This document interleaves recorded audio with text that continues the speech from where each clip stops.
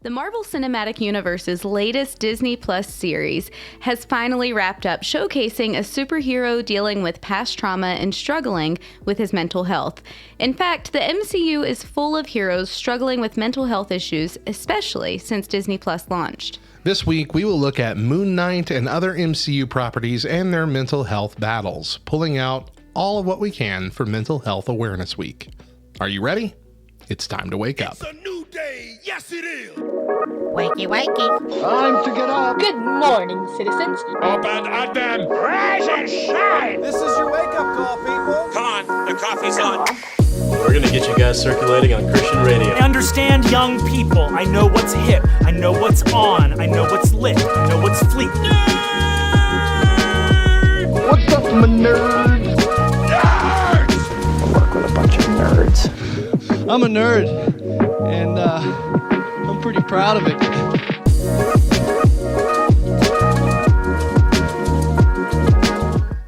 Rise and shine, nerds. You're tuned in to the Back Row Morning Show, proudly a part of the Love Thy Nerd podcast network. I'm Radio Matt, the station manager and a nerd culture missionary here at LTN. I'm a third-generation radio dude and a lifelong nerd. And I'm Mo, the chief cohort and crazy, here to bring the facts and fire to your day, and unfortunately, I just finished my coffee. The Back Row Morning Show is a Monday through Thursday show on LTN Radio that covers a wide range of topics from all across church and pop culture, and we usually take a topic in four segments focusing on different aspects of our weekly discussion. You're listening to a compilation of the main topic segments from this past week's morning shows. This week, we're talking mental health through the lens of the MCU. Before we jump into our discussions, Mo and I also have a side venture called Back Row Games, home of several Christian tabletop games, including our two most popular, Judge Not and Sunday School Answers. Sunday School Answers is the original Christian knockoff of Cards Against Humanity. All the awkward fun without the need to bathe in bleach afterwards to get all the sin off. Last month, we released 3 new booster packs: the Music Pack, the Cool Youth Pastor Pack, and the Your Dumb Ideas Pack, which is just a small pack of blank cards for you to write your own card ideas with inside jokes from your friends and family. This month, we will soon release the Y2K pack coming out and the TV pack as well, probably towards the end of May. We are working on a few more awesome packs, including some larger ones for later in the year. You can check all of that out and get your copy of Sunday School Answers at backrowgames.com. This week is Mental Health Awareness Week, and we are going to be taking a look at mental health issues through the lens of the Marvel Cinematic Universe and its characters. Now, first of all, spoiler alert. We will be talking a lot about key story elements of several MCU properties. Today, focusing a lot on a series that has just wrapped up, Moon Knight. Secondly, trigger warning. This week during these main segments, we're going to discuss some pretty difficult things that can be root causes for mental health struggles, grief, PTSD, etc. If you are currently struggling to the point where hearing it discussed could cause an issue, you might want to skip these topics. So without getting into the entire story of Moon Knight, let me share some key elements. Have you seen, did you watch any of Moon Knight yet? No. Not yet? Okay. It's worth a watch. Okay. Just so you're aware. That's okay. We're not diving too deep. We're just using these stories as kind of a jumping off point. So here are some key elements. Stephen Grant, the main character here, at least in first episode, is a gift shop employee at a museum. However, he is worried that he's leaving his home when he's asleep. So you see him putting tape on his door, sand around his bed to see if there's any footprints, and he chains his foot to his bed frame. We soon find out he has another personality, Mark Spector, and Mark Spector is a superhero named Moon Knight. But we don't really need to talk about the superhero portion. This is more about Stephen and Mark. 2 personalities in one body. Now again, spoiler warning here. In episode 5, they have died. They are on a ship, and in this death, they are in separate bodies here. They are like 2 separate characters. Okay. In the afterlife. Okay. And on the ship carrying them to the afterlife, they are waiting for their scales to balance in order to, pass on and not get sent to the whatever version of hell they're talking about here. And in order to do that, they have to stop keeping secrets from each other. So it's here that we see that Stephen is actually a false personality created by Mark as a child. Mark took his little brother to a cave that flooded, and his little brother drowned. His mother was broken after that and blamed Mark well into adulthood. As a child and teenager, his mother would beat him. He developed dissociative identity disorder to hide from that pain in another personality. Okay? So we're not really going to be diving into the heavier forms of mental illness, like dissociative DID, and things of that nature, because mainly we're not qualified at all to talk about that. But we are going to be talking about kind of the baseline mental health issues that a lot of us tend to experience at least at one point in our lives, and how we can go about handling those when the situation arise. And even though we're not going to be talking about dissociative identity disorder, what we can still see is some of the same methods of coping and methods of denial in this story, done in a different way than most people, but still we see the denial, the coping mechanisms. He ran from pain, like he wore a mask, and over time the lie took over as the main personality, which for us, it has been proven that not only the more that you repeat a lie, the more people believe it, but we also, I believe we read this story several years ago, that studies have now found that the more you repeat the lie, the more you yourself begin to believe it. And that's an actual, like, truly you create false memories. You believe you're the case. And so in this case, the more he pretended to be Stephen, the more Stephen started taking over as the main personality, and Stephen was completely unaware of anything else that was happening. So today we're talking about hiding pain. Okay. So hiding it, let's talk about denial, first of all. Like, a lot of what we're going to talk about this whole week is going to have to do with Celebrate Recovery, I'm sure, because that's our main connection to most of these issues. I told somebody the other night that I don't have denial. I'm nowhere near Egypt, so I don't know why people are like pointing fingers at me. How would I steal a river? I don't know what you're talking about. I don't know. I don't have it. I don't have your denial, okay? Jeez, mind your business. I don't have your denial either. I don't know. So for those of you who are, I mean, I'm sure everybody's heard that line of denial ain't just a river in Egypt, but I'm sure that some of you might not really know exactly what that is, but at its simplest form, denial is just simply pretending something is not happening. Pretending something doesn't exist, or that something never happened. And going along with that, that the more you tell yourself the lie, the more you believe it thing, is when you're in like a recovery process, and I know this is kind of mainly for addiction, but addictions really are the, what was it? They're not the root. They're the plant that's growing. The root is usually stuff like this. Yeah. And so with denial, the more you tell yourself the lie, the more you ignore it, the more you pretend like it didn't happen, you can often bury bad memories in your mind, especially childhood memories that were bad, to the point where you forgot they ever happened at all. So like I said, one of the things that we do in Celebrate Recovery, or any 12-step program really, is step 4. And step 4 is the make it or break it step. It's the one that separates the people who are, just flirting with the idea of doing this whole recovery thing, or who are really here to get it done, because this is a painful step. This requires you to go back as far as you can remember in your brain and literally write down every memory that you have.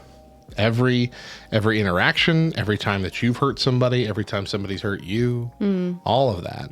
And one of the big warnings is, as you're doing this, you're likely going to uncover memories that you haven't thought about in possibly decades, and that you've forgotten ever existed, and you need to be prepared for that. And that happened to me.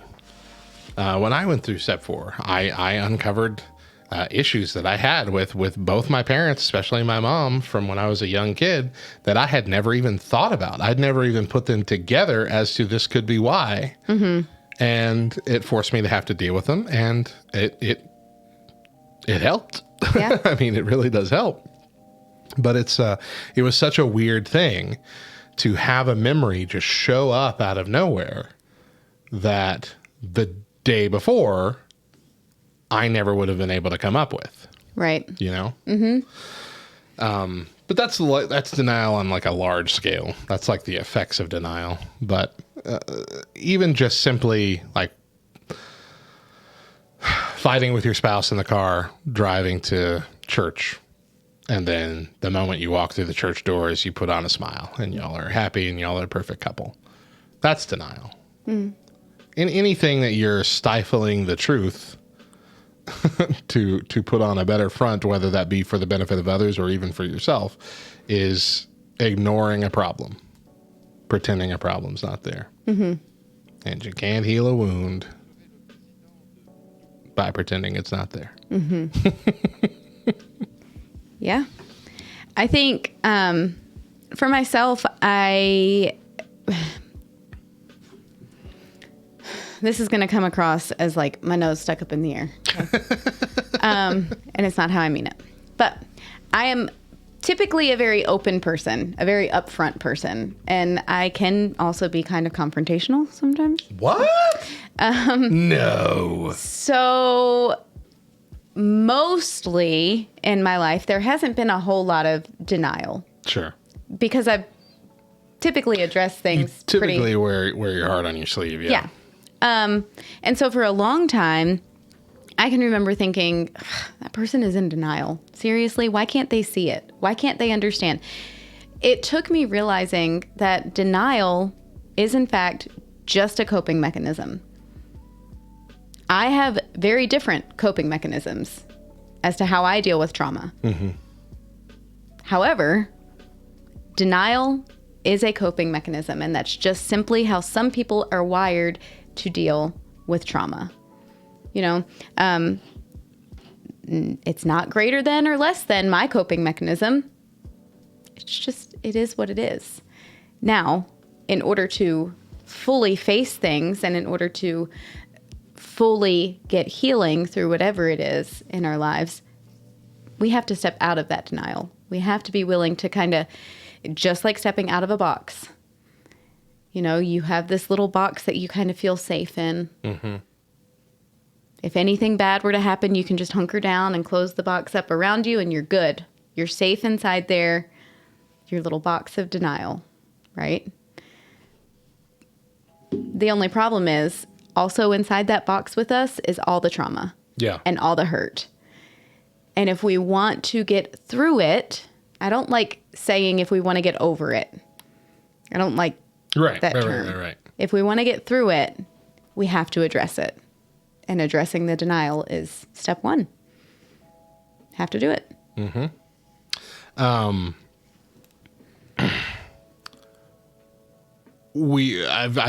This is one of the life lessons I mention on the show all the time, but it's the idea that we have to get past our fear of the unknown.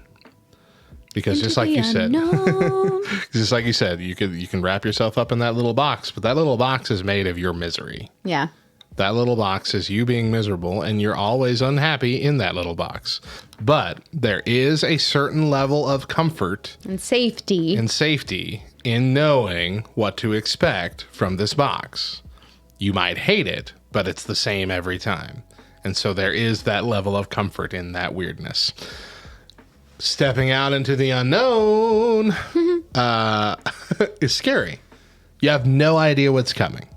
Now, God is telling you that if you surrender this to him and step out and let him start to use this for something better, that it's going to be better in the end. But you don't have that guarantee, comforting your brain all the time. You only have what you know. And what you know is this misery. And so it's almost more appealing to just sit and be miserable for the rest of your life than having to step out and deal with this. because it is going to be painful for a time. It's going to be very uncomfortable pretty much right away. Mm-hmm. And that scares a lot of people off. Well, yeah, because likely whatever it is that they're in denial of has caused them massive amounts of pain. Mm-hmm. And so the thought of, I have to deal with more pain? Mm-hmm. Absolutely not. I'll just stay right here and continue dealing with the pain that I've already dealt with. Right. And I'll be fine. Yep. That's absolutely right.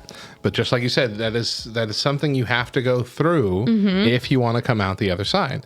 And coming out on the other side is always so much better. You come out the other side stronger, wiser, and ready for the next time something bad happens like this. You'll already have plans in place. You'll already have accountability in place. You'll already have all these methods ready to go and know exactly what to pray for and all this. But it can't get anywhere near that. Mm-hmm. You can't take that first step out of denial and deal with it. So in the story, in Moon Knight, it took almost the entire episode to get to that point where Mark would allow Stephen to see what happened and how Stephen came to be and all this. Like it was painful for Mark because Mark wanted to protect the character that he had come up with to protect himself. He wanted to protect his coping mechanism. There are a lot of coping mechanisms, just like you said. A lot of us turn to addictions of one kind or another, whether that be something as bad as, like actual hardcore drugs, meth or cocaine, things of that nature, or even as seemingly less bad. Surface level. Yeah, surface level, like shopping, spending too much money, which is something that I've dealt with. It's quite the dopamine hit to fill up that Amazon cart. And so I get it. Mm-hmm. That's how I garnered several hundred pops and lost several $1,000s for my family over the course of several years, because that would become my coping mechanism, and I wouldn't even think about it. Wouldn't even think about it as it was happening. Not thinking about the consequences, not thinking about the debt, not thinking about any of that. Just like, hey, this makes me happy. It must be good. I don't think that's biblical. And that's the same mindset that everybody has with whatever addictions you have. Like, this is taking my mind off the pain, so it must be good for me in the long run. And really, it's just delaying the pain. And you can do that your whole life. You really can. But that also means you're not growing. You're not going anywhere. Life's not getting any better. It's just staying at the same level of bad. Mm-hmm. And it can get a lot worse, especially depending on the addiction. Actually, no. Pretty much anything you can be addicted to can get a whole lot worse. I don't know why I'm giving it a qualifier. All of it can get a lot worse if you let it get out of hand. Because most addictions are progressive, if not all of them are progressive. When it comes to like substance abuse, we can even use just cigarettes as an example. Everyone who smokes cigarettes knows that the longer you smoke, the more cigarettes you have to smoke in order to get the same feeling that you got from half of a cigarette when you started. A first-time smoker does not start out as a 5-pack-a-day smoker. Right. That's so many cigarettes. But my brother would go that far. Yeah. My brother could get through half a carton in a day, which I think is 6. I don't know how many it is. I think But yeah, I mean, it's like, I can't imagine how do you have time to do anything at that point? It's just constantly smoking. Well, because they're doing other things while they are. It's no more going outside for a smoke. It's just now you live in it. Yeah. But like every addiction like that is progressive.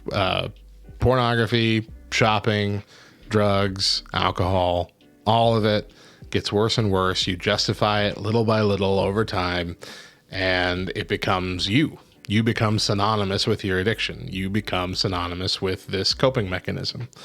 And so, in a way, you are creating an entirely different personality than who you were before this started, and living in that instead. Yeah. Yep. So, what do we do about it? What do we do? Well, this is step 1. Stepping out of denial is important. So I guess the first step here is just to realize that you're in denial. Like if we're talking right now and you feel like we're talking about you, we probably are. So That's okay, because we're talking about ourselves. of course, yeah, multiple times, Yeah. in our lives. So to get to this point, if you're struggling with something, if you're addicted to something, if you realize you're using a coping mechanism, then seeing that, acknowledging that, would be, your first shuffle here on this road to recovery. So we encourage you from here to just make that little step. Admit that you're dealing with something to somebody in your life. Mm-hmm. Could be a pastor, somebody you trust, somebody who's safe. But admit that you have a problem and that you don't know what to do about it. And that's okay. You don't need to know what to do about it yet, but just coming to the point where you admit that there is one and that something does need to be done. That's a good starting point. Mm-hmm. We're going to talk about a lot of different aspects of this, and it'll kind of might follow a path a little bit on where you can go. But that's all for today's discussion. Tomorrow, we're going to talk about heroes in crisis. Welcome back to the Back Row Morning Show. I'm Radio Matt. And I'm Mo, and every week these 4 main segments get spread out across 4 daily morning shows on LTN Radio, and they include a lot more content, including weird news, random facts, games, challenges, rants, junk food, and more. And you can be part of all that by following us on Twitch at twitch.tv/LTN on air, so you can be notified when we go live. You can even be a part of the show. And make sure you catch our full morning shows every Monday through Thursday on LTNonair.com at 8 a.m. Eastern with an encore at 10. This week, we're talking about mental health through the eyes of the MCU. Yesterday, we focused on the new Moon Knight series. Today, we're going to focus on several different recent series and movies. And first of all, spoiler alert, we will be talking about a lot of key story elements to several MCU properties this week. Secondly, trigger warning. This week, during these main segments, we're going to discuss some pretty difficult things that can be root causes for mental health struggles, grief, PTSD, etc. So if you currently struggle to the point where hearing it discussed could cause an issue, you might want to skip these topics. Before I get into the MCU, though, I want to share about a DC Comics short-lived series called Heroes in Crisis. Of course, the story itself goes into deep waters, but it's more the concept that I thought was very interesting. Heroes in Crisis is a 9-issue limited series written by Tom King, and the series follows the Crisis naming conventions of prior DC crossovers. But unlike prior Crisis events, Heroes in Crisis did not focus on a cosmic threat. Instead, it expands on the concept that King introduced in Batman, the Sanctuary Rehabilitation Center, which is based on veterans' crisis centers. According to King, the idea for Heroes in Crisis was conceived in 2016 after he suffered from a panic attack and went to the hospital, and his grandmother, who raised him, died on the same day. King had to go through therapy, after which he decided to use what he learned in a DC comic. The homestead of the sanctuary on the cover of Heroes in Crisis #1 is modeled after his grandmother's house as a tribute to her. Heroes in Crisis primarily deals with the emotional cost of being a superhero. It features several candid moments of superheroes and former villains letting their guard down and sharing their mental struggles. It's a beautiful idea, something the MCU might look into as well. In Black Widow, we saw Nat finding this in her quote-unquote family as she tried to find who she was and make sense of her purpose. In the Loki series, we saw Loki find that in Detective Mobius and even in the other version of himself. In WandaVision, we see Wanda didn't have this at all. And even when she realized her issues, she didn't get help. Instead, she dug deeper into keeping to herself, which we see the result in Doctor Strange 2, currently in theaters. Essentially, the point of this discussion is therapy. Having someone qualified to talk to. I think that Christians and therapy, the church and the idea of therapy have not mingled too well for most of our most of our existence. Yes. What do you think that is, Mo? Why do I think that is? Yeah. Because Jesus is our healer. One of the, I know we're not specifically talking about Celebrate Recovery, but I remember the first couple of years we were doing it, or I was doing it, and I was seeing results, I found this website that was like 100% against Celebrate Recovery. I'm like, well, why? And so I read like some of the comments and stuff. It's like, if you trust in Jesus, he will heal you from everything. Mm-hmm. Like, okay, you're addicted to something. Have you tried just laying it at the feet of Jesus? Mm-hmm. I'm like, that number one, how dare you? Number two, that's not always as easy as it sounds. Has it always been easy for you to lay everything in your life, even the hardest things, even the addictions of your life, at the foot of the cross, just with no guidance, with no help, with no like growing and discipleship and learning and any of this? Like, you just know how to do everything perfectly. And Jesus is like, good job, click, you're done. No more addiction for you. That I'm not saying that never happens, but I'm saying it's a rarity. It's a guilt trip thing too. It's a holy roller thing. Like, oh, I just have Jesus. I don't know what you need that for. What is so sad about that is that it is led to such a stigma that, you know, if we're not getting the help in the church, then it's not good help. And the problem with that is that pastors are not therapists. Pastors often do not actually know how to help with mental health issues beyond that surface level biblical knowledge. They're not really trained. They're trained in like marital counseling, kind of, at seminary. They're not trained to deal with mental health issues, with you know, severe past trauma, with you know, most addictions. Not your average. Not your average. Yeah, I mean, some Yeah. are, and some have Yeah. not. Like, some are actually licensed therapists. Mm-hmm. But generally speaking, that's not the position. Mm-hmm. But because there's been such this such long-standing stigma between churches and actual therapy, that's what the pastors have kind of been forced into. Mm-hmm. I'm not even saying that pastors generally go out seeking, you know, to give that kind of advice. But if you have a member of your congregation who refuses to go see a therapist and thinks my pastor can solve all my problems, mm-hmm. well, the pastor is going to do their best with what they have to help, but they're not going to be able to do what a therapist is trained to do. Mm-hmm. And there are millions, I'm sure, Christian therapists out there. Oh, yeah. That, you know that you're not here to compromise your faith with any kind of weird new age nonsense or anything like that, that you just want to get better and you want somebody who is knowledgeable on how to help make that happen. Mm-hmm. Yeah. Simple as that. Absolutely. I'm gonna speak from a place of personal experience. Okay. My grandmother, my Nana, was a huge advocate for counseling. My uncle struggled with addiction his entire life from the time that he was about 11, very heavy addictions.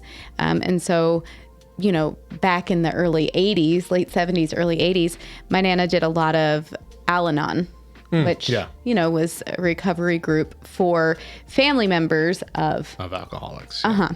So she went to a lot of Al-Anon meetings, had like books upon books upon books, and was just incredibly knowledgeable in recovery and counseling.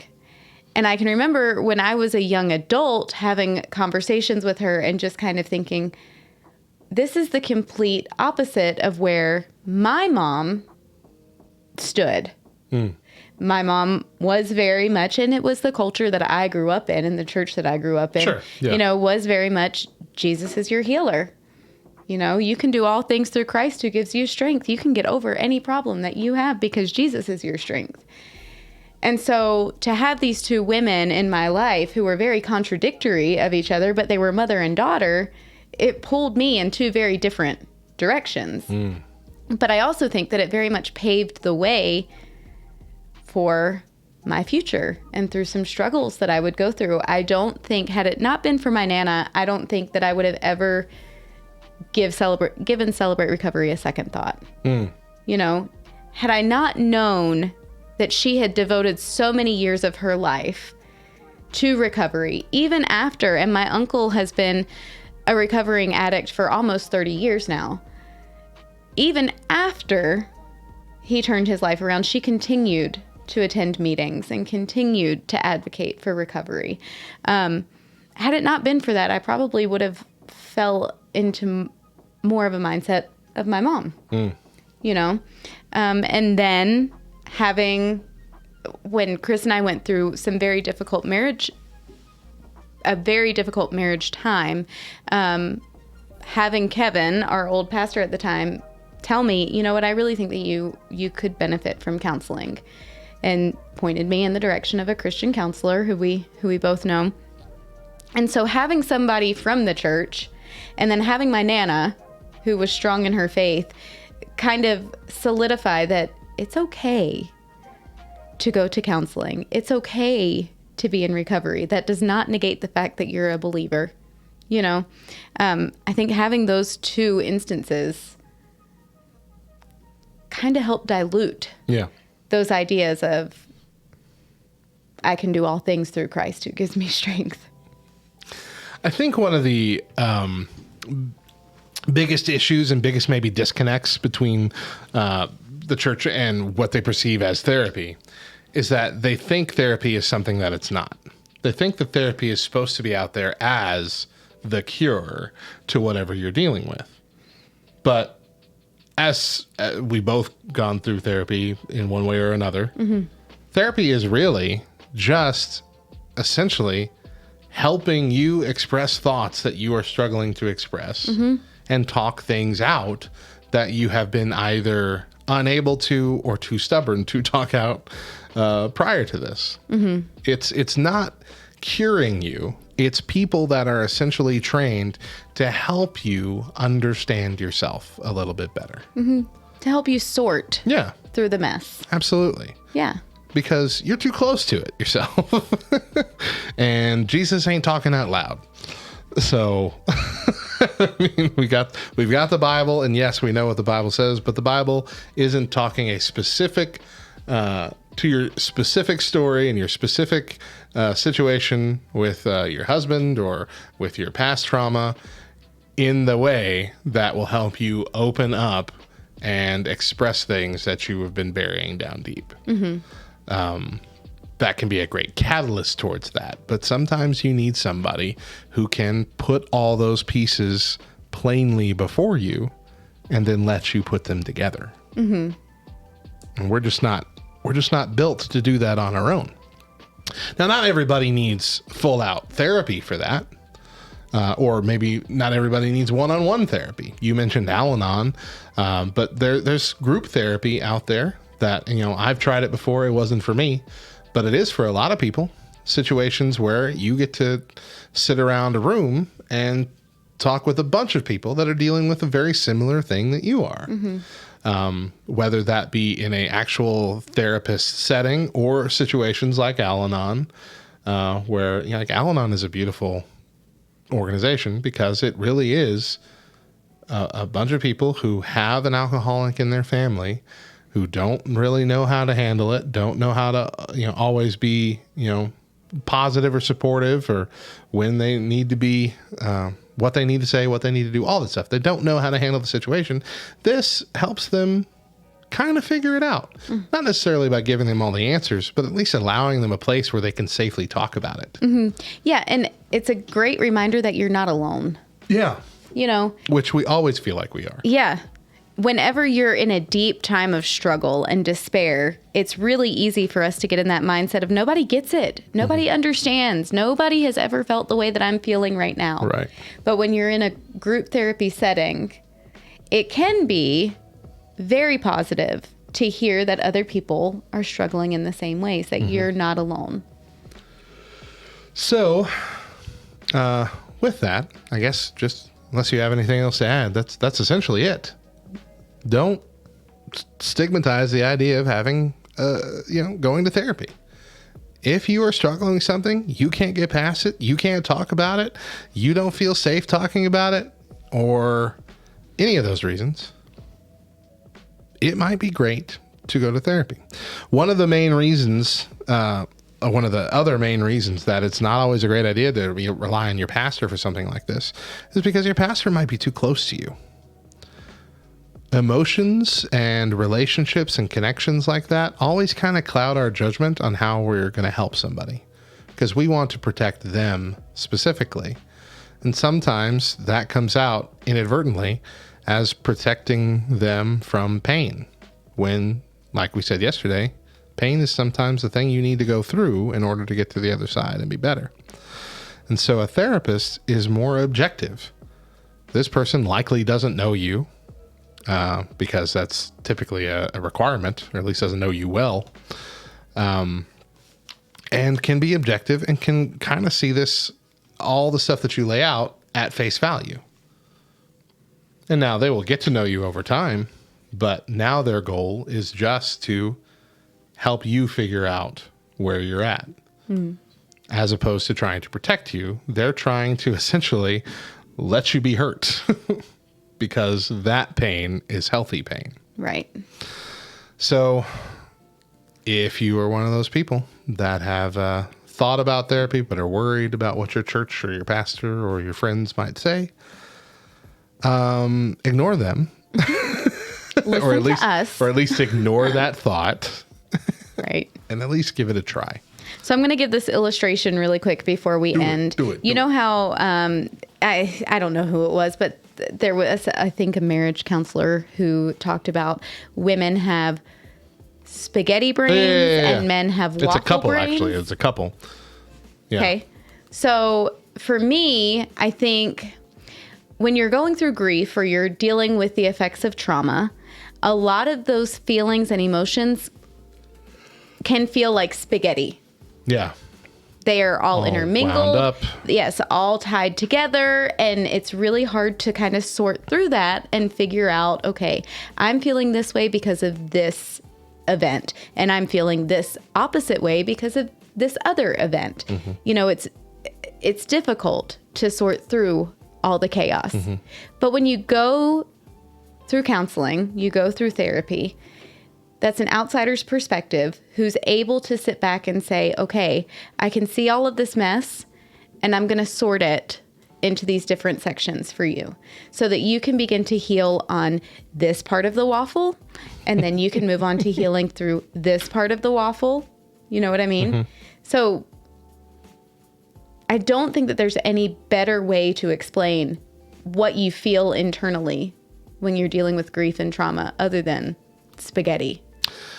Honestly, I can see it in a complete flipped capacity too. Really?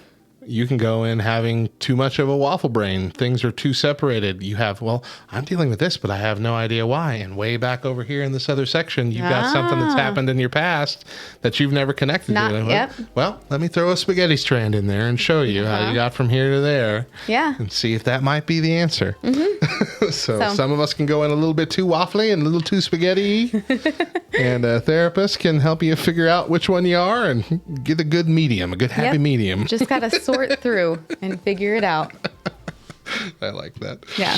All right. That's it for today's Focus on Therapy. Tomorrow, we're going to move on to mental health and the blip. Welcome back to the Back Row Morning Show. I'm Radio Matt. And I'm Mo. There's a lot going on in our Discord, backrowdiscord.com, where you get to chat after the show, share your own show ideas, keep up to date with our Twitch and YouTube, be a part of our radio shows, and also see the behind-the-scenes workings of Back Row Games, including Sunday School Answers. Again, go to backrowdiscord.com to join. This week, we're talking about mental health through the eyes of the MCU. So far, we focused on Moon Knight, WandaVision, Loki, and Black Widow. Today, we're going to focus on the blip. And first of all, spoiler alert, we will be talking about a lot of key story elements to several MCU properties this week. Secondly, trigger warning. This week, during these main segments, we're going to discuss some pretty difficult things that can be root causes for mental health struggles, grief, PTSD, etc.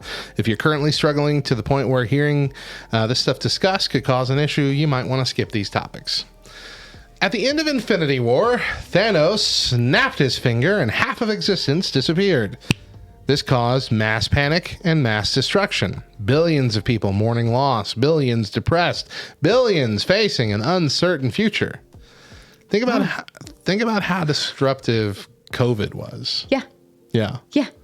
Like, that drove so many people deeper into mental health struggles and addictions and unfortunately suicides. It was such a big event and still being felt in some parts of the world, but this would be even bigger than that. Imagine waking up and half the population being just gone. Yeah. Almost every family having someone lost on the same day, in the same moment. Like, the world would crumble. And I feel like that's represented at the beginning of Endgame. You kind of see like this pan over the city, and like stadiums are toppled, buildings are, lights are out, all this kind of stuff. And at the beginning of Endgame, in fact, right after that pan that I'm just talking about, we see Captain America leading a support group for people who have been affected. And they are talking about doing normal things and taking life one day at a time. One moment at a time. Yeah. It's not necessarily therapy. It's not necessarily something like Al-Anon or anything. It's just, this sucks. Life is hard. I need people around me to make sure I don't fall into my own pit. Okay. The key thing here is accountability and groups. In Falcon and the Winter Soldier, we see two guys helping each other, protecting each other from making mistakes in different areas of their life, whether it be superhero or not. We've mentioned it several times this week, and of course a billion times over the course of our show. We're both very huge fans, and currently Mo is a main leader of a Celebrate Recovery program. And Celebrate Recovery is a 12-step program and is focused on addiction a lot, but it's presented in such a broad way that even people that are just struggling with anger or mental health issues also feel welcome and feel heard and feel blessed by having a group of people who are all going through similar things, if not the same things. And one of the big things with 12-step programs is that by a certain level, you need to have a sponsor and or an accountability partner or team.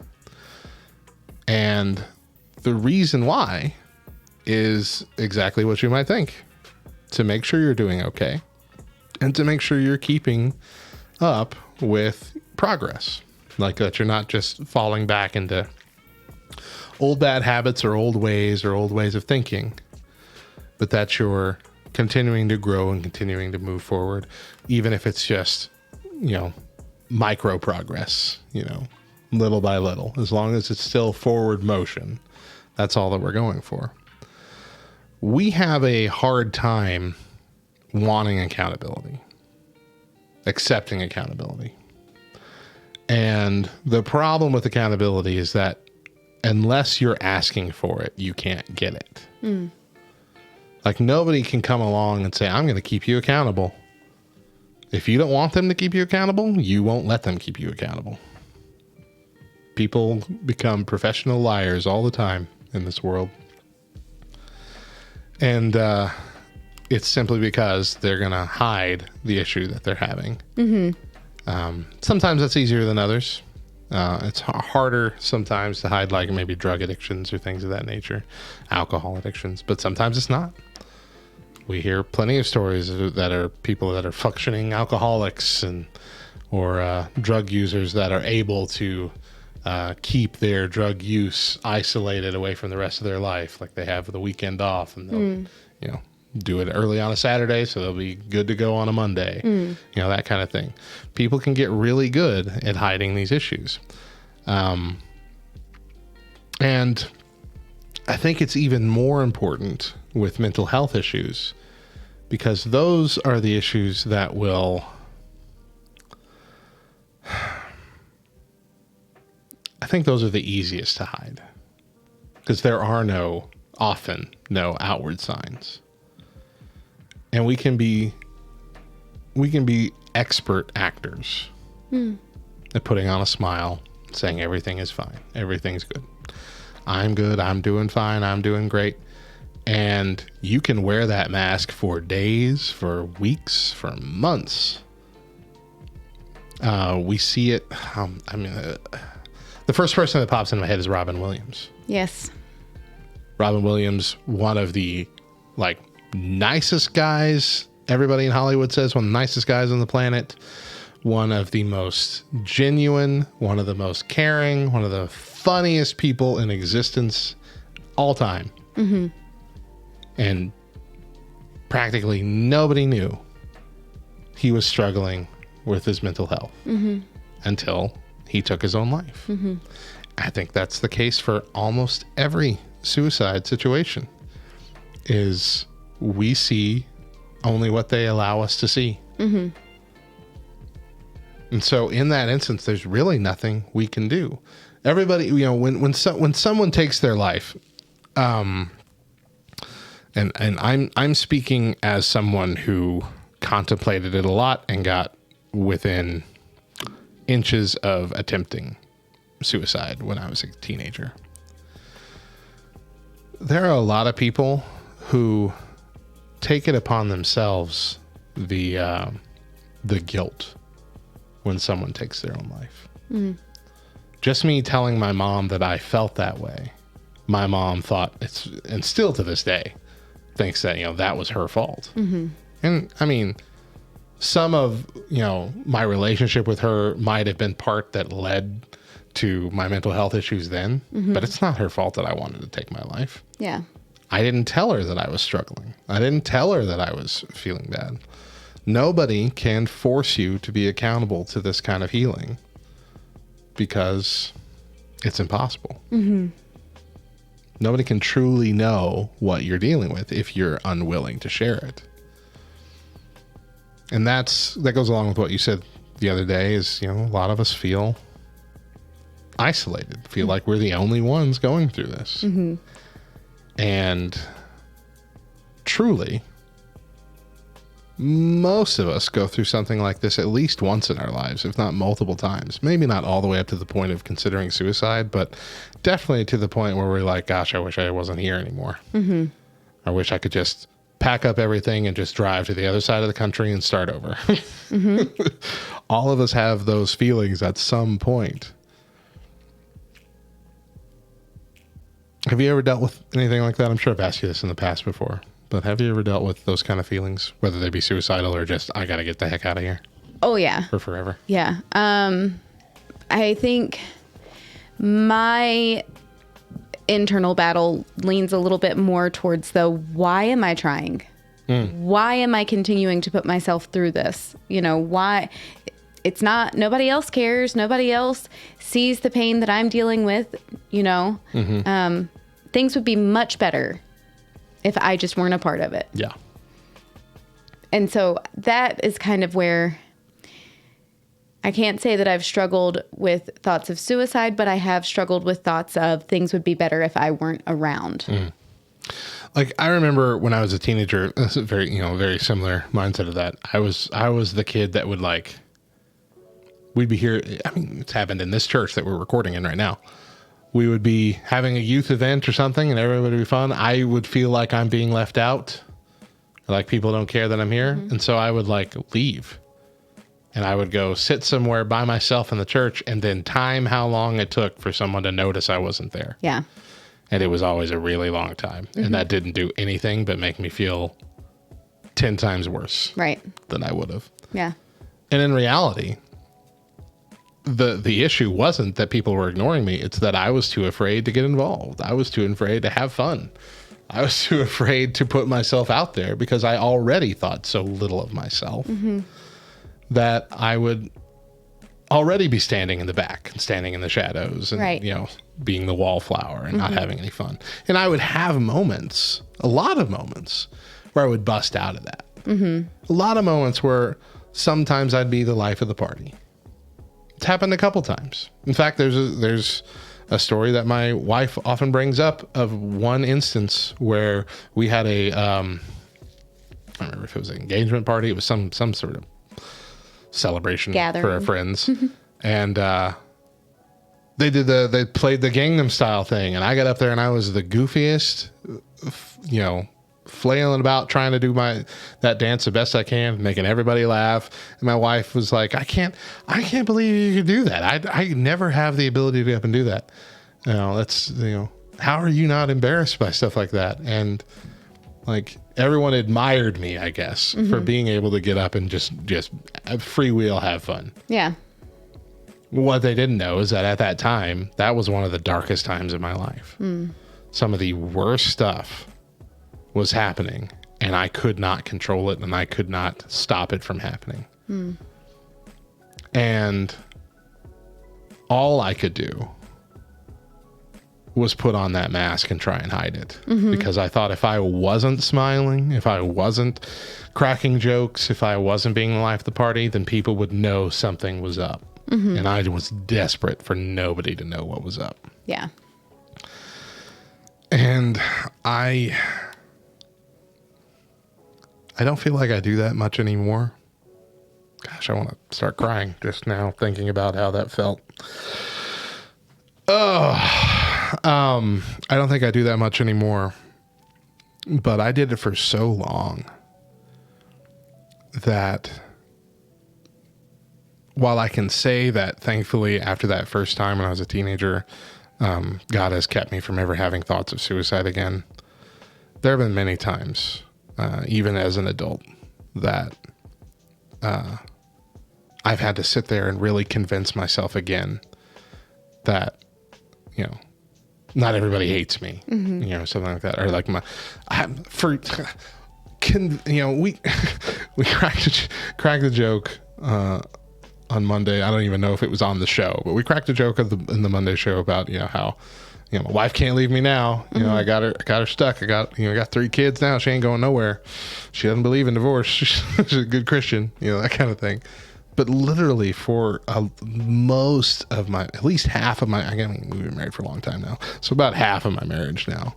But that first half of my marriage, I was convinced that either this was some sort of elaborate prank, which wasn't as realistic, or that Deidre really would just wake up one day and say, I could do so much better, and be gone.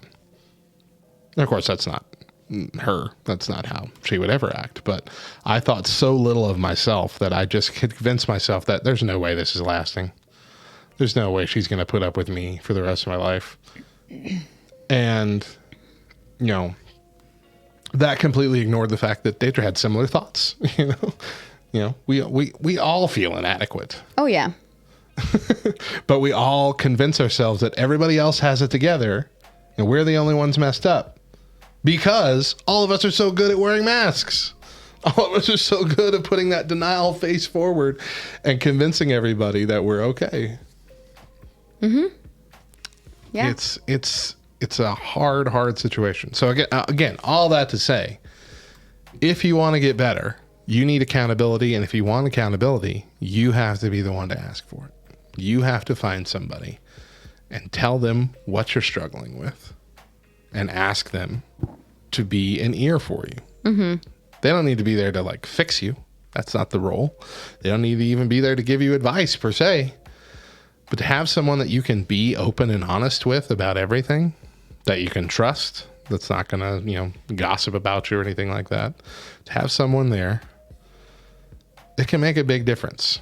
And you have to be willing to be fully real as much as you are able to be real in that moment, because here's the thing with healing, it comes in waves and it comes in stages, and the chances are that you're going to find yourself in a place where you feel fully healed from whatever trauma or issue it is that you're working through currently. And before you know it, another issue is probably going to arise that you're going to also have to heal and work through.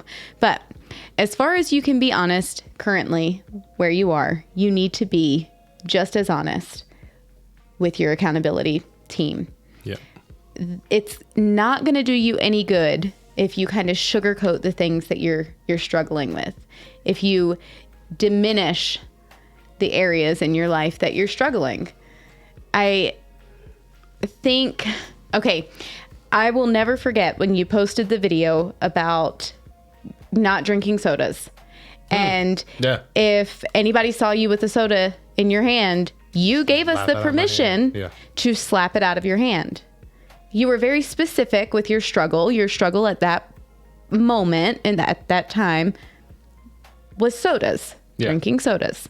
Okay. Full-fledged sodas, mostly like Mountain Dew, Code Red Mountain Dew. I could pound a liter of that every 3 hours. You didn't tell us that every time we see you having candy or we see you having, whatever. It was nothing else. It was sodas. This is my struggle. And then you were very clear with what we could do. Mm-hmm. How we could hold you accountable. Mm-hmm. Smack it out of my hand. I will never forget that. And to me, that's just a perfect illustration of what accountability looks like. Mm-hmm. Be honest with where you're struggling, what you're struggling with, and then set that boundary and tell your accountability team, this is what I need for you to do. This is how I am expecting you to hold me accountable. I also remember that you were desperate to actually be the one to slap something. I really was. And when I had a thing of tea from, I think, I don't remember where. Sonic or something, It looked like a soda. Your hand was right there, ready to go. I'm like, it's tea. Look, it's tea. Open it up. It's tea. Chill it. Yeah. Never got to slap a soda out of your hand. But at the same time, it worked in two ways because it set up your accountability team for success, but it also set you up for success because you knew these people are aware and they're watching. And so it kind of set a standard for you. You didn't want for us to have to slap the drink out of your hand. No. But I knew if people would be on the lookout for it, I couldn't just hide it anymore. I couldn't just do whatever I wanted, hide the fact that I needed to get that under control. Yeah. And because of that, like I drink diet sodas occasionally, but I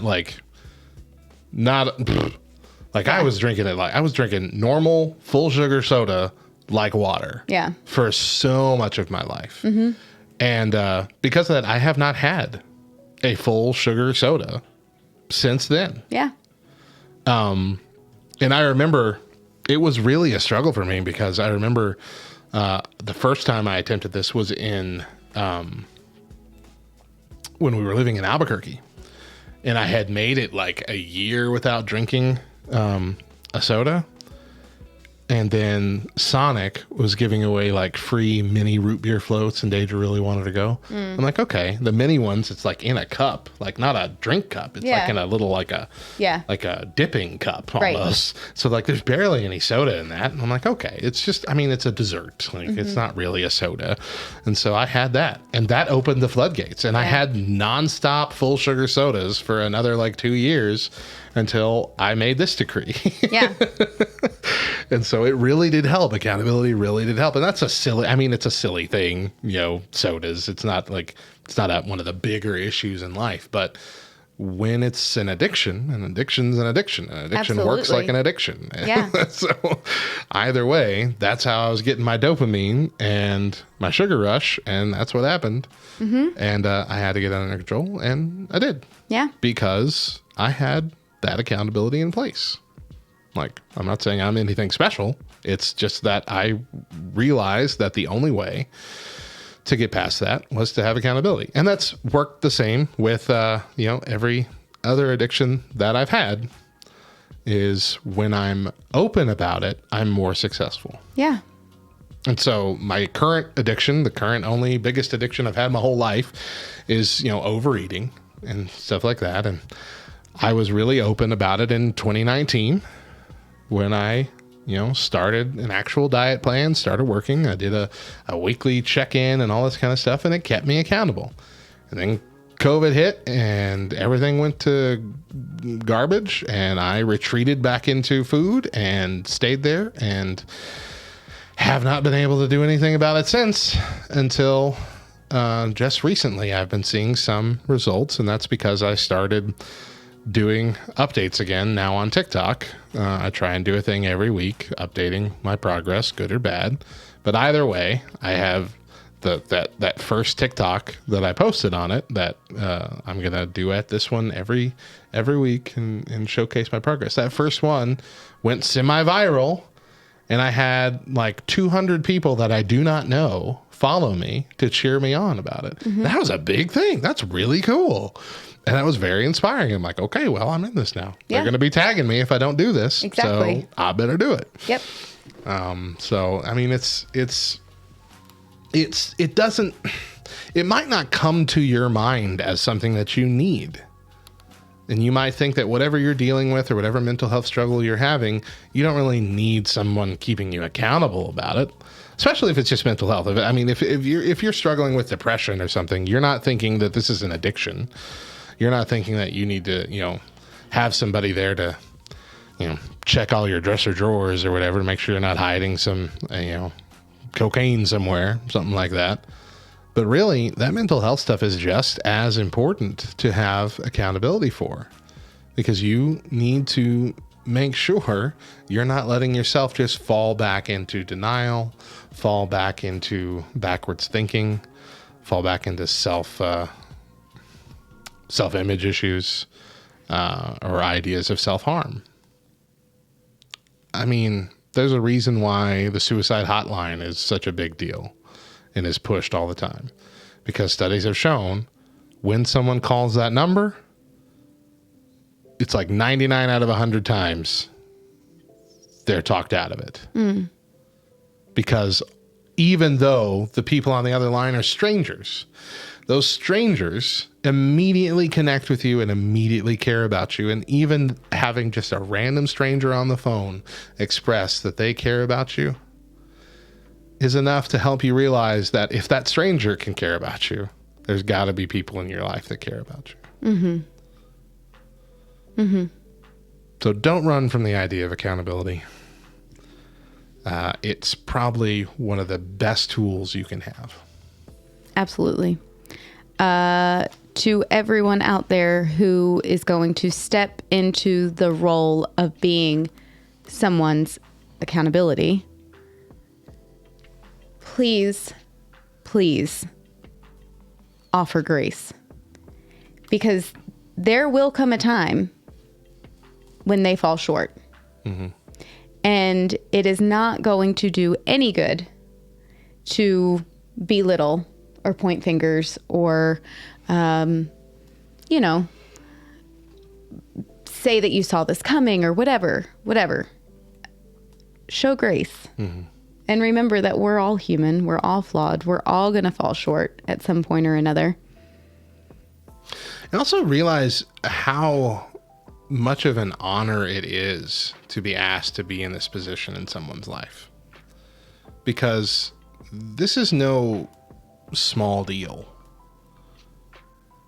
If you agree to become somebody's accountability partner, odds are you're going to know more about this person than anybody on the planet. And that means they are trusting you with their life. So it's also not something to be entered into lightly, but understand what you're getting yourself into and realize what a ministry it is. Yeah. And how this is your opportunity to be Jesus to somebody. It truly is an honor. I have had the honor to be a sponsor and accountability partner to quite a few men who've dealt with the same struggles that I've dealt with in the past. And it has always been a blessing both ways.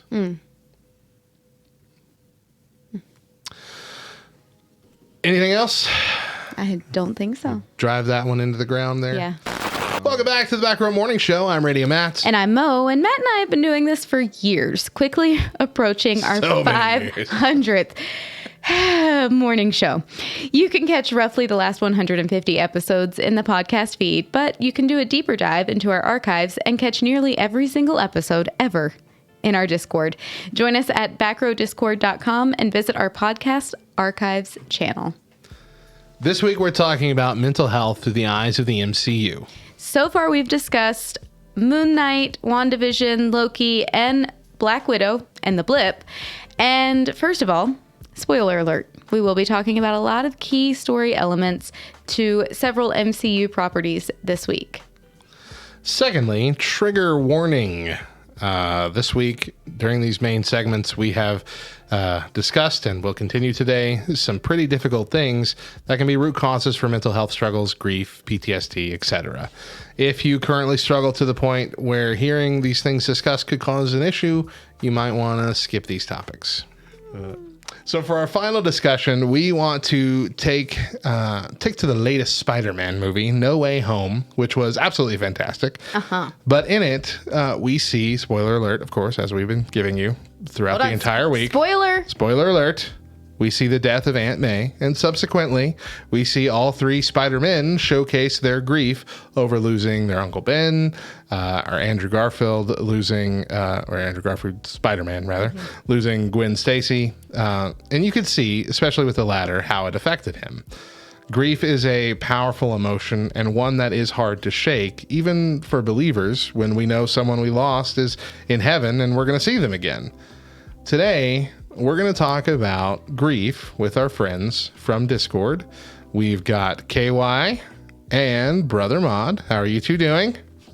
Good evening. Great. Good morning. I don't even know what time it is.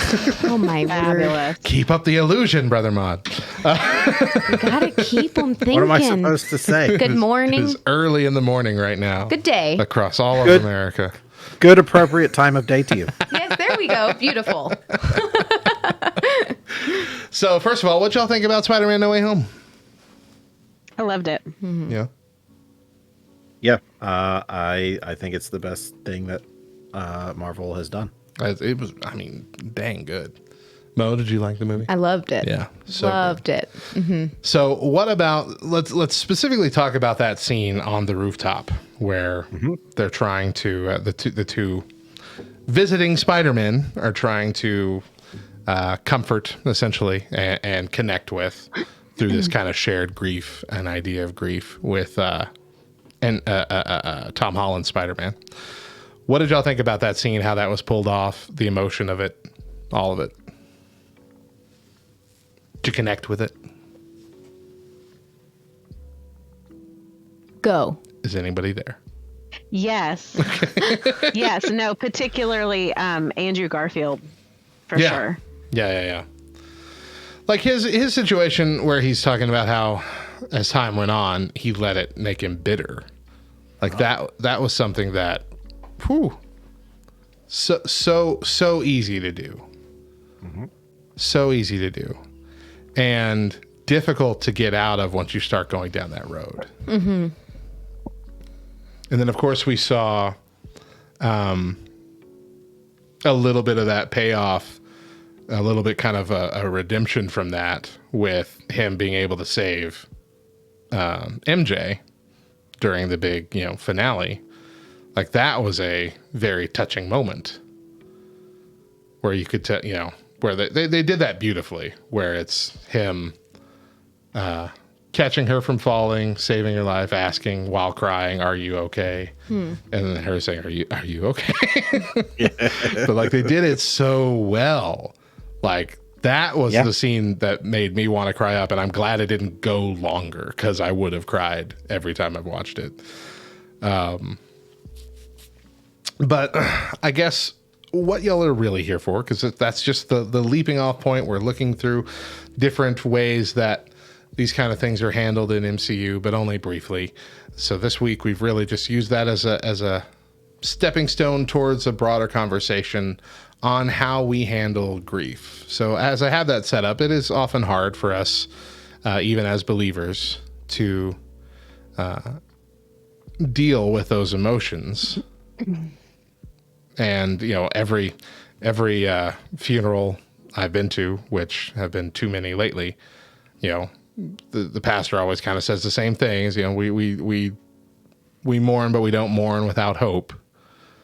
And while in the long run, that's a comforting thing. In the moment, it doesn't feel that way, at least to me. In the moment, I want to be miserable because I feel like if I'm not miserable in this moment, then that means I don't miss them enough, or I don't know. It sounds ridiculous to even say out loud, but like it's a hard emotion to really wrap your head around because it's like your whole brain is going full force to experience that emotion. Sure. Am I crazy? Or what do y'all have to say? No. Like there was a sermon that I heard years and years ago now, where the pastor was preaching on the topic of grief, specifically in the wake of a funeral. I mean, it was a tragic and sudden loss that nobody expected, and he brought up, "Oh, death, where is thy sting?" And then he stopped and he paused for a moment and he said, "Here. The sting is right here, right now. It doesn't stay forever, and it won't be with us forever. And we have hope to look forward to, that being healed in eternity. But the sting is here and now. It's not that it no longer exists. It's just temporal and temporary. But that doesn't make it any less sharp." Right. Yeah, I've always interpreted that verse as meaning the person who has passed on is not really feeling the sting of death because you're not really going to death, you're going to eternal life. And so, yeah, just seeing that from, those who were left behind situation, like, yeah, absolutely. I get that totally. We lost my mother-in-law, and I've said it a billion times on the show since then, but we lost my mother-in-law last September, and there's still not a week that has gone by where me and my wife both haven't at least broken down one time over it. Yeah. Like it's a heavy thing. And there's like, I mentioned I have a Bible study that I'm running at my church right now. And we talked about this also this past week. And I realized there's 5 of us in there that in the last 3 years or so have lost a parent. And none of us are any better right now than we were, a year or two ago when it happened. Like, we're better than the week of, we're better than, the immediate hit. But since then, the way we've been from, month 2 onward has remained the same. Yeah. And I've never really had to, deal with this since before. Like, I had my father die a few years ago, right before COVID, actually. So a little bit before COVID, he got to miss that, thank goodness. And then my mother-in-law. And these two things, like I cried about my dad last night because I had written a song for him and I happened to hear it last night or run across it rather. And like it hurts a lot. And it's hard not to, at least for me, feel some of those bitter emotions. Like, not necessarily against God, not like I'm like, God, how could you have taken them or let this happen kind of thing. Just mad that it happened at all, Yeah. Yeah, angry at the absence. Mm-hmm. Mm-hmm. Of course, you Mo have some experiences with this too. Mm-hmm. Yeah. It's really kind of sad because I feel like the last several years our family has been hit with a lot of death. Mm-hmm. And I mean, it started with my mother-in-law, and then my father-in-law passed away, and my husband's grandmother passed away. My grandmother passed away. Chris's closest uncle passed away. And then one of Chris's best friend's dads also passed away. And these were all people that were very close to our family. And, just within 4 years time, 5 years' time, all of the death piled up on top of each other. That's what it feels like. It feels like it just continually piles up. And that bitterness that you feel, that why does death even have to be? You know, it only compiles the more frequent that it happens. So yeah, it's difficult. KY, my dear, you doing okay? Yep. I'm just telling my husband that he's not allowed to talk to me right now. Well, we want to hear some of your thoughts, if that's all right. Oh, gosh. I have to go first. Okay. Well, we've all been talking. So, Andrew Garfield's Spider-Man experience has always kind of connected with me because it had shock.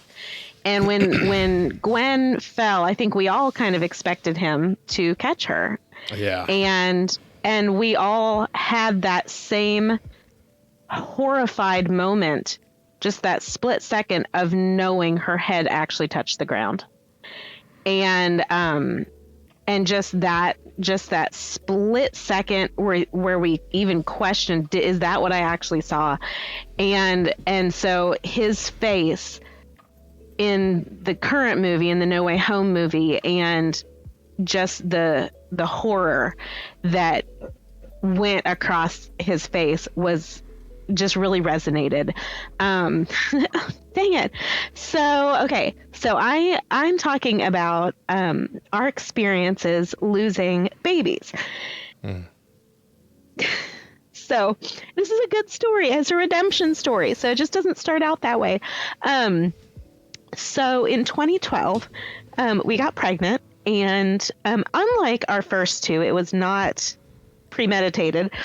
And we know how it happened, so there you go. But but with the first two, we had been married 6 years before we decided.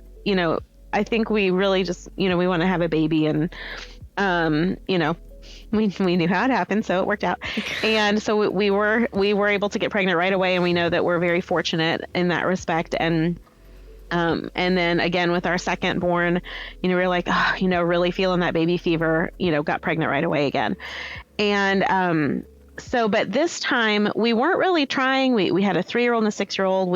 It wasn't on our radar at all, and whoops, and we got pregnant. And so I didn't really experience the same type of pregnancy joy that I had in the others, and that was on me. And I know that God used this experience. I'm a big Romans 8:28 person. God uses all things for the good of those who love him and are called according to his purpose. He does not tempt us. He does not, visit these horrific things on us, but he can use them. And so I really had a stink attitude at that point. I was just like, what am I going to do? I have, a toddler and a preschooler. What am I going to do?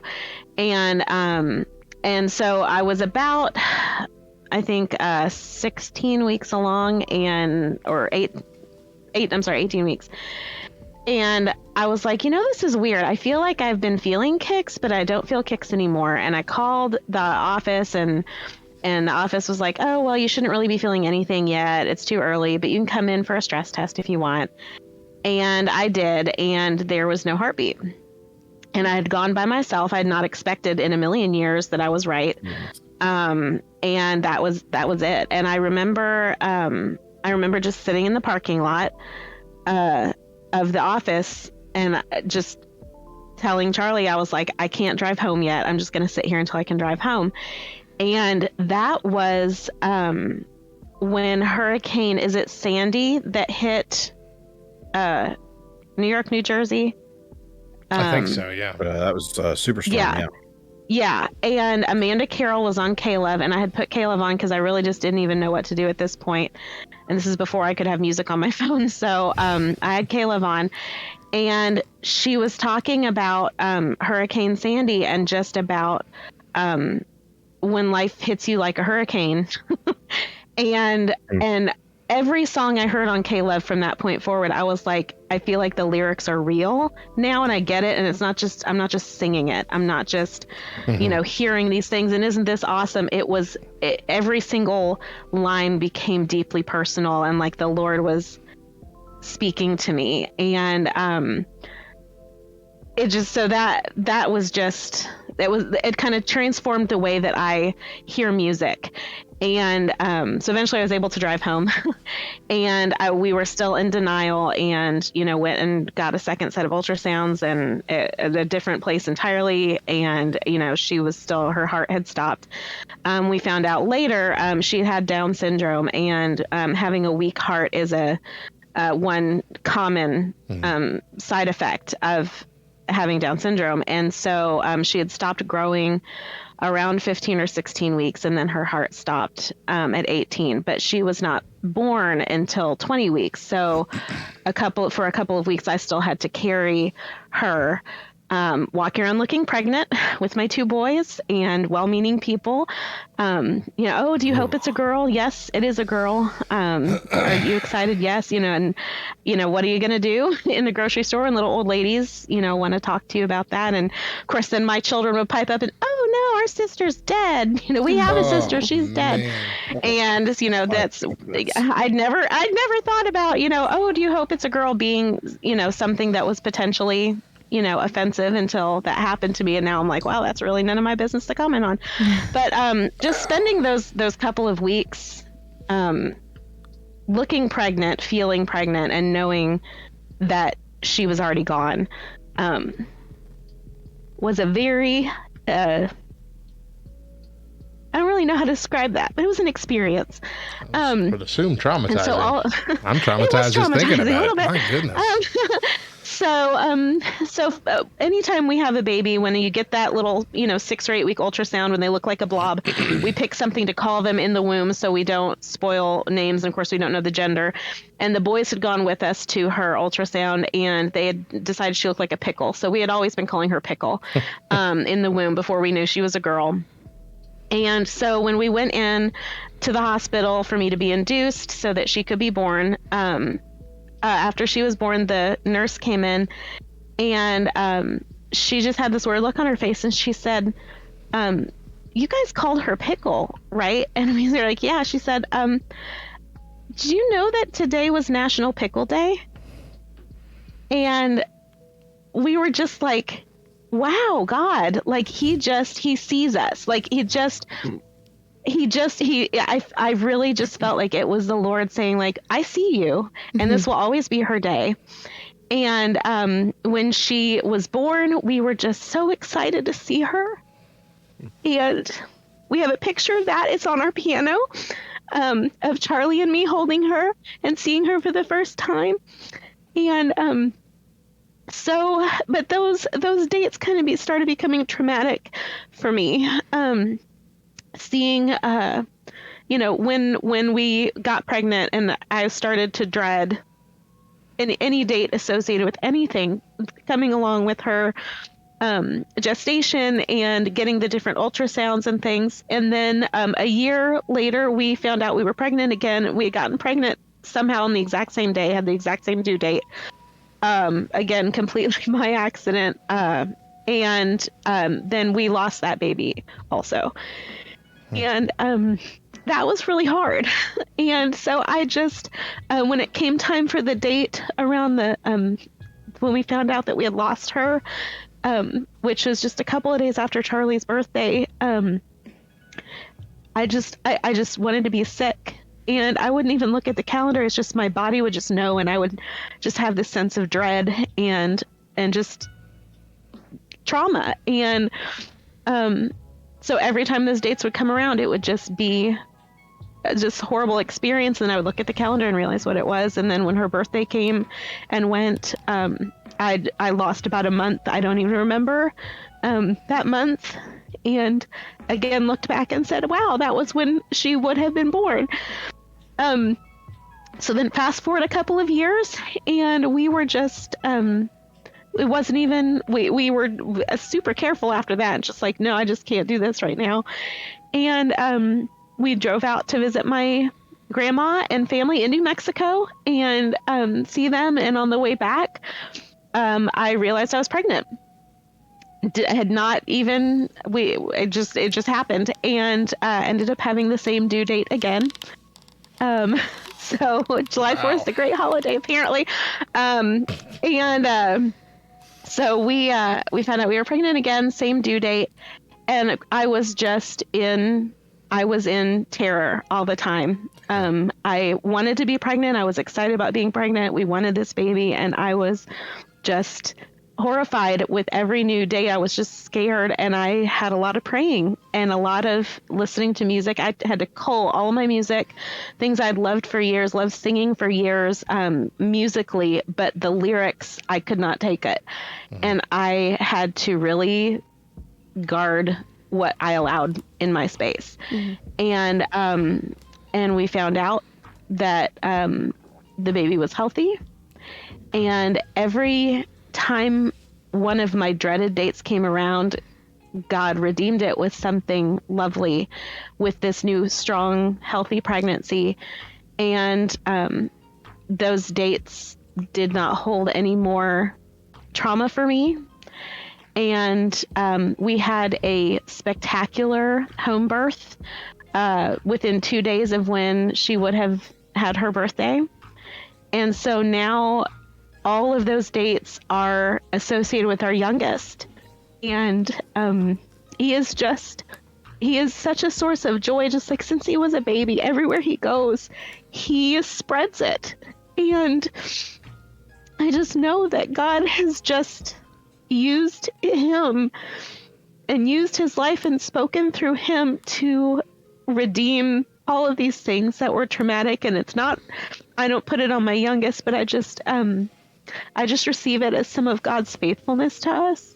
And just to change my view of having children with disabilities, having pregnancy loss, having my kids be affected by that, because they still talk about their sister and they still count her when they are, counting how many people are in our family. They say, are we supposed to count Violet when they ask? And I'm like, no, just living kids. And so they're going to grow up to be men and husbands who are tender to miscarriage and infant loss. And I am just so grateful that God can use these experiences to shape my kids for goodness and for health. And,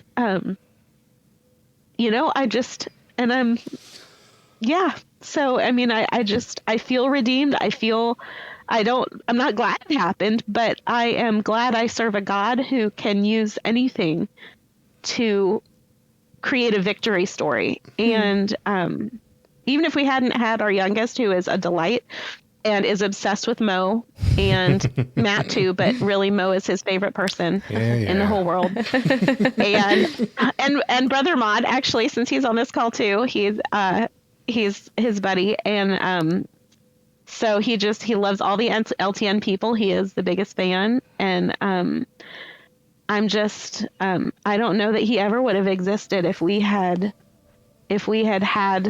all of those children. I don't know what God's plan would have been. I just know that I'm grateful for the ones that I got to keep. And I'm really, really grateful that we get to see her one day. And she actually went to heaven the same year that both of my grandpas did. And so they're just, and one of my grandmas also, so they all kind of arrived around the same time, and they're not lonely. So yeah. So don't let me go first next time. KY, thank you so much for sharing that. It means a lot that you're willing, first of all, to share that with us on the show, but you mean a lot to us too. And I think that you've shown perfectly here one of the things that I wanted to be a lesson to take away from this, and that is, our our grief isn't always something that, or probably, I would assume, pretty much never something that we can just one day be free of. We can't just get rid of it. But that doesn't mean that we can't surrender it to God to give it a purpose. And I think that in that you've shown that exactly, is that you have surrendered that grief, that pain, and asked God to use it for his glory, and he has redeemed that moment. And I think that the best way to handle grief from a human perspective is to keep that memory alive, just like you're doing. I talked about it over Christmas, that one of the ways that my wife and her sister are going to keep my mother-in-law's memory alive is continuing to do the Christmas cookie tradition that they've been doing for the last decade or so. And we even printed out little stickers that say Grandma Tina's Christmas cookies, on them to put on all the boxes. And it helps. It's not helping us, forget the fact that we're sad that she's gone, but it is helping us remember why we loved her in the first place and why it was so important for her to be here for the time that we had her, and how grateful we are for that time. Yeah. I feel like Violet, we named her Violet, which is, again, the irony. We went in with a couple of different names and didn't want to pick one till we saw her. And as soon as we saw her, we both agreed she was Violet. And ironically, from the series of unfortunate events, Violet Baudelaire, which was not intended that way, it was just one of the names, and it fit her perfectly. And every year when I post about her, and I post her pictures and her little fingers and her little toes and her little elbows, I feel like she is like an ambassador for the unborn at this point, and that people can see the humanity in a 15-week-old baby that's still in utero, and just see all her bits and see how she is loved, and see and just kind of feel like, yeah, this is a person, and that she's kind of a, like you said, her life served a purpose. Right. Even though we didn't get to see her until that, that earthly life was over, she still served a purpose and continues to. That's beautiful. Mm-hmm. I wanted to throw in here, I saw a quote several years ago that said, grief is like throwing confetti or glitter into a room. You can clean it up, you can vacuum it, but eventually you're going to find the remnants of that glitter or that confetti. All of a sudden, it's just going to show up, and I thought I cleaned that up. I thought I got rid of that, As a church janitor, I'm well aware of the problems with glitter. Yeah. But it is so true. Regardless of how much time passes, grief never really goes away. Yeah. It changes, and it looks different, and it feels different, but there will be times when all of a sudden it hits you and it feels fresh. Yeah. And that's just how it is. Natural. Brother Maud, do you have anything you want to add to our discussion here? Yeah, I'm not coming from a place of having lost any parents yet, or particularly close loved ones.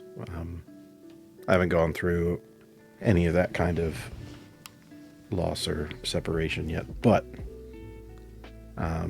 there are two things that kind of spring to mind about grief that I think could be illustrated well in that rooftop scene from No Way Home. Okay. The first is the idea that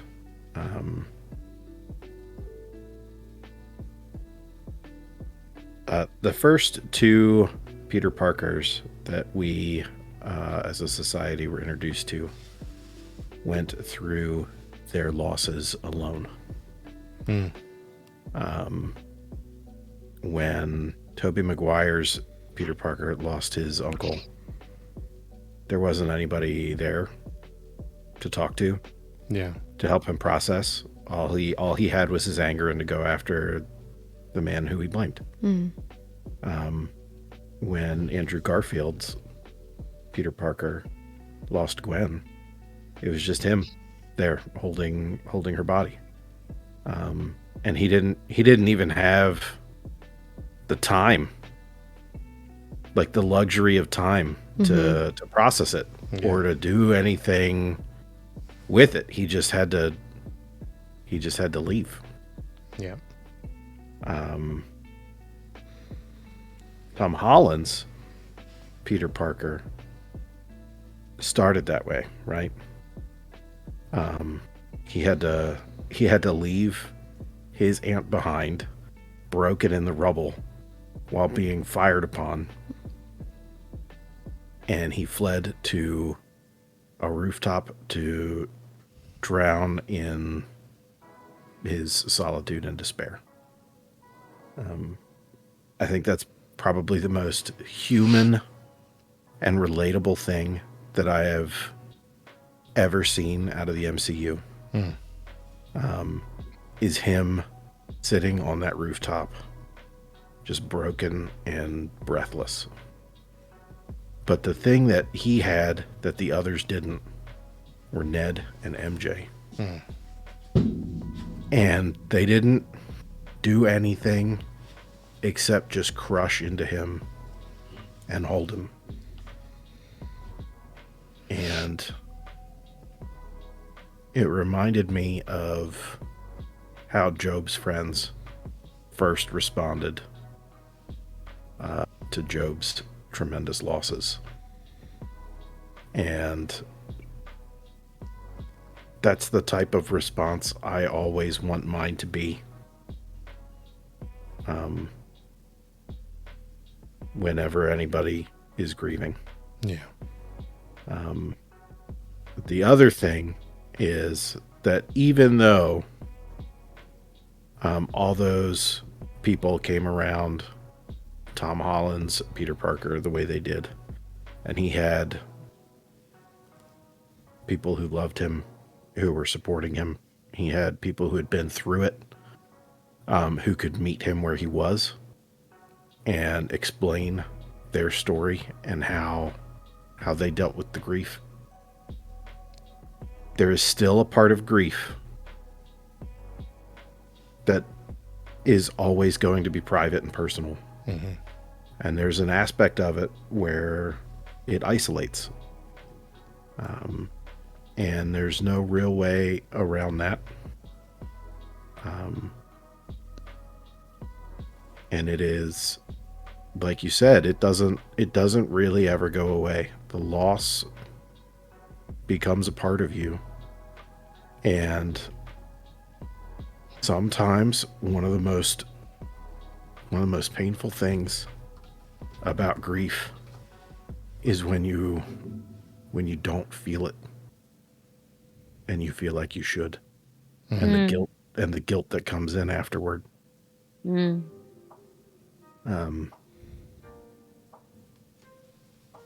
But that's just one of the things that I thought that was just incredible in that scene, is in just such a short span of time, they showed just how we should be treating one another. Yeah. When dealing with any kind of grief. A lot of depth to that. Yeah. Well, I think that was good. I mean, as good as good. Yeah. As good a good discussion can be. Yeah.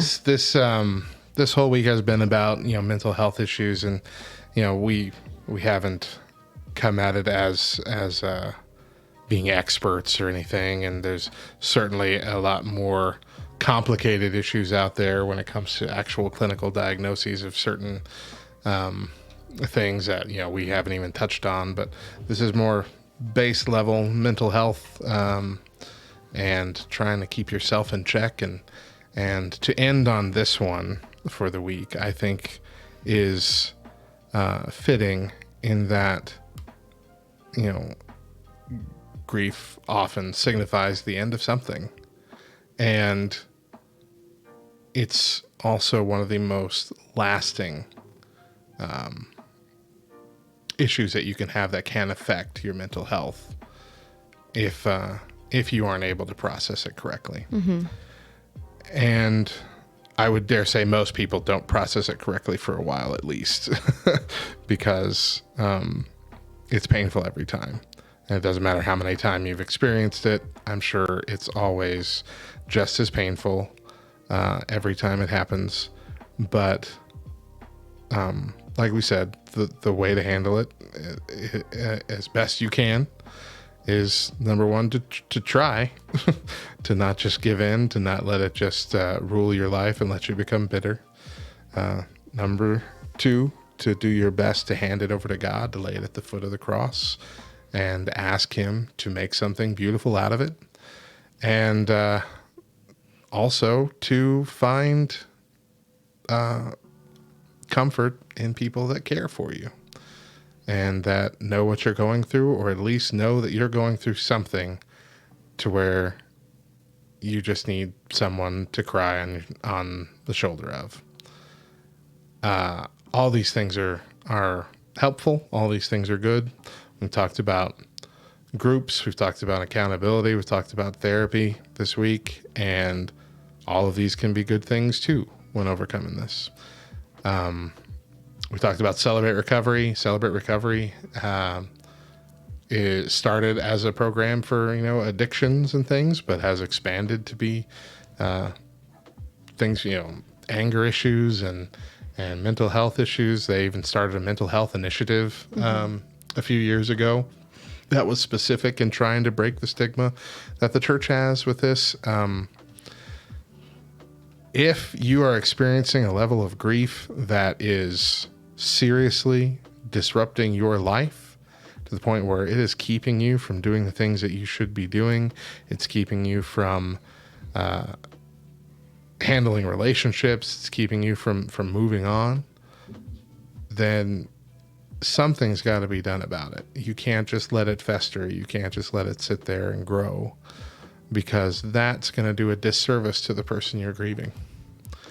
And that's really going to take the memory that should be of the person that you love and informed by that, and make it something disastrous in the end. And so you owe it to the person that you're grieving to handle that grief correctly and to help turn that grief into to give it a purpose, to help give it a purpose, to help give it meaning that will last on and even be sort of a legacy for the person that you have lost. And so with that goal in mind, do what you can to get help if you need it. And certainly find refuge in the Lord as much as you can, because he's going to be your biggest strength in these hard times and your biggest comfort. You want anything to add, Mo? No? Yeah. Yeah, I really want to say, coming from a place of experience, what I'm going to say is not said just from out of nowhere. Grief can change you completely, can completely alter your mindset. And it happens without really even knowing, without any warning. It happens. And I want you to know that if you have found yourself in a place where you are heavily grieving the loss of someone, that is okay. It is okay to grieve. Mm-hmm. We know that Jesus wept. We know that he wept over the loss of his friend. Mm-hmm. Mm-hmm. And he knew what was going to happen. Mm-hmm. He knew that Lazarus would walk again. Yet he wept. Grief is okay. However, if you find yourself in a place where it just feels overwhelming and it feels like it is just absolutely too much that you yourself on your own can handle, please, First of all, know that that does not negate your relationship with Christ. It does not mean that you are not strong in your faith. It does not mean that you're not leaning on Jesus. However, there are things within our brain that we can't even control that just need to be rewired sometimes. And so seek counseling. That is probably the best advice that I can give you. It is not a weakness. It is not diminishing the healing that we get through Jesus. It is only going to add to and increase the healing that you will eventually see. Your grief will never fully go away. It will never fully end. However, you will be able to remember the person who you are currently grieving with joy, because your brain will be rewired. As silly as that may sound for me to say, I've witnessed it. I have seen it. I have lived it. Sometimes counseling truly is the only way. And along with Jesus, I should say. But it is a good pairing. Yep. Well, Brother Mott and KY, thank you again so much for joining us and sharing your hearts. Probably more so than ever. This was a tough one. Yeah. So we really do appreciate it. It means the world to us, actually, that you would join us today. We're going to go ahead and close out the call and close out the segment, but thank you all so much. We love you guys. Thanks, guys. Thank you. We love you too. That ends our discussion this week on mental health and the MCU. But we want to know what you think. What did you think of our discussions? Is there something that we missed? Come share your thoughts in our Discord at backrowdiscord.com in the Respond to Show channel. Message us on any of the socials at the Backrow LTN, or leave us a voicemail at 575-562-8052. And that's going to do it for the Backrow Morning Show. We hope you enjoyed our discussions and hope you will join us again next week. Remember that we are our full morning shows first exclusively on LTN Radio, LTNonair.com, every Monday through Thursday at 8 a.m. Eastern with an encore at 10 a.m. But if you miss a day or just can't catch the show live, you can find our four full shows. There you go. And our weekly main podcast by searching the Back Row Morning Show on Spotify, Apple Podcast, all the podcast apps. Subscribe, rate 5 stars, and leave a review, or don't. We're not your parents. We won't be mad, just disappointed. Check out lovethynerd.com. It's positively jam-packed with articles, podcasts, and videos that cover a wide range of nerdy topics. And just like any ministry, we are largely supported by those willing to partner with us financially. As one of the newest staff members of LTN and a nerd culture missionary, I'm looking to build my support team to help this radio station grow and help my family financially as I pour more focus into all I get to do for LTN. For more information, visit lovethynerd.com/radiomatt or just reach out to me directly. Love Thy Nerd is a qualifying 501c3 nonprofit organization, and your gift is tax deductible. And make sure you're following us on all the socials. We're on the book, the twit, and the gram. Oh, and the talk. Just search for at the Back Row LTN and connect with us. Once again, I'm Radio Matt. And I'm Mo. And remember, if nobody else tells you, we promise it's true. Jesus loves you, nerd.